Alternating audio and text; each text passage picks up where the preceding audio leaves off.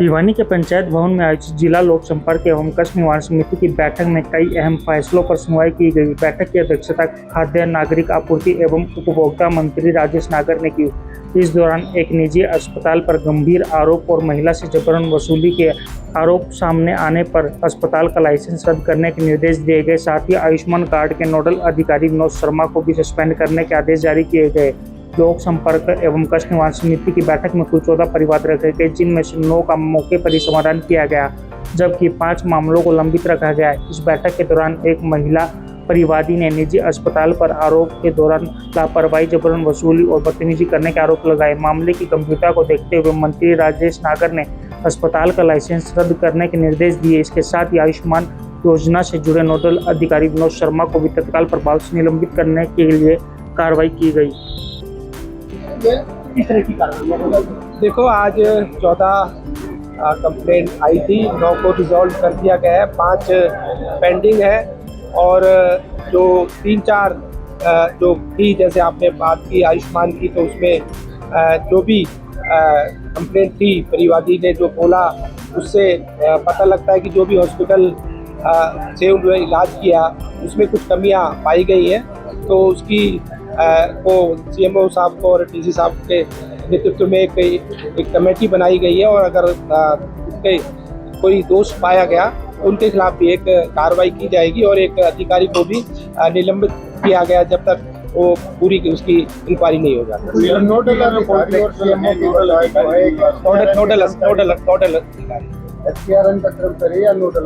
Nodal अधिकारी अस्पताल के लाइसेंस के बारे में भी उसको उसकी जो आयुष्मान का पैनल है उसको भी जब तक इंक्वायरी नहीं हो जाती उसको भी सस्पेंड कर दिया। आपने जलापूर की महकमे के अधिकारियों को भी सख्त लहजे में निर्देश दिए हैं कि पानी की आपूर्ति जो है वो सुनिश्चित की। हाँ, कई जगह से जो कंप्लेंट आई है कि भाई पानी की कमी है और कई जगह पानी जो टेल तक नहीं पहुंच पा रहा है, तो उनको निर्देश दिए हैं कि नई मोटर लगाई जाए, जिससे कि जो मोटर पुरानी हो गई है 10 साल 15 साल, उसकी वजह से जो पानी नहीं पहुंच पा रहा है, तो नई मोटर के लिए निर्देश दिया। जिस प्रकार भविष्य में नई बैठक की बात आती है तो प्रशासनिक वितरण प्रणाली में कहीं कोई स्टॉप तो नहीं लगेगा या कंटिन्यू चलती रहेगी, कैसी रहेगी? बिल्कुल कंटिन्यू चलेगी, उसमें कोई दिक्कत नहीं। मंत्री जी, एक करनाल का मामला आपके विभाग का बड़ा मामला आया है। करनाल की जिले की कई टाउन मिलों से सरकारी धान गायब है। कई सारी ऐसी मिल है जहाँ से सरकारी धान गायब है। सरकारी धान का रिकॉर्ड भी पूरा नहीं है, डीएफएस की रिपोर्ट को छिपा रहे हैं, इस तरह के आरोप लगाए। उसमें कई ऑफिसरों को निलंबित भी किया गया है और आगे जांच चल रही है।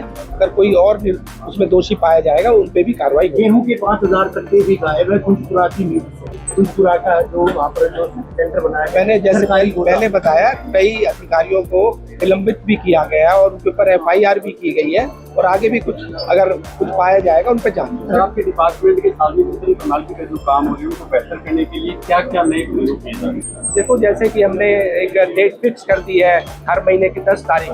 जो पहले होता था कि पूरे महीने में ही राशन डिपो होल्डर्स बांटते थे, अब हमने हर महीने की 10 तारीख तक कि उससे पहले ही सभी उपभोक्ताओं को राशन दिया जाएगा, वो फिक्स कर दिया।